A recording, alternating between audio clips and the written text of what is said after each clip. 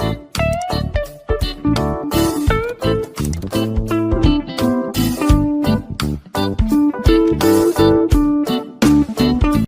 الله الرحمن الرحيم. ازيكم عاملين ايه؟ يا رب تكونوا كويسين وبخير. النهارده جبتلكوا وصفه جميله جدا للبلغم اللي هو بيبقى على الصدر. انتوا طبعا كلكم عارفين ان احنا بنيجي في وقت من الاوقات كده بيبقى عندنا بلغم على الصدر، فبيبقى يعني بيجي في وقت كده من الاوقات بيظهر.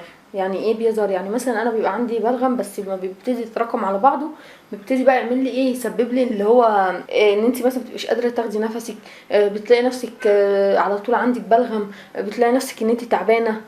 فبيظهر الاعراض دي كلها نتيجه ايه؟ البلغم عندك تراكم على بعضه. فطبعا فيها اسباب كتير بتؤدي للبلغم، فاحنا لازم البلغم ده يعني يطرد اول باول. يعني ايه يطرد اول باول؟ يعني انا لو انا مثلا عندي بلغم لازم ان انا مثلا يعني اخد اي حاجه اطرده اول باول. فطبعا النهارده بقى معانا وصفه من وصفاتنا الجميله الطبيعيه، اللي ان شاء الله هتجيب نتيجه معاكي على طول. طبعا الوصفه دي هتلاقي ناس كتير قوي ما تعرفهاش، بس انا عارفاها من بدري وبمشي عليها ولقيتها حلوه قوي. مجرباها جميله جدا.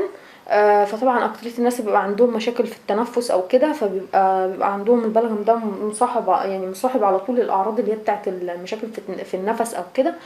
فانت النهارده هتعملي الوصفه دي معايا ان شاء الله هتحلي مشاكلك كلها في البلغم، وهتلاقي تحسن في النفس، وهتلاقي ان انت قادره تاخدي نفسك وبقيتي كويسه.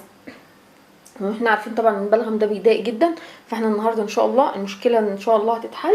واهم حاجه بقى النهارده قبل ما ابدا الفيديو بتاعي كده، لو الفيديو بتاع النهارده عجبك تعملوه شير ولايك كتير عشان يوصل لاكبر عدد من الناس. والوصفه اللي معايا بقى النهارده هتبقى زي ما احنا شايفين كده. معايا عنب.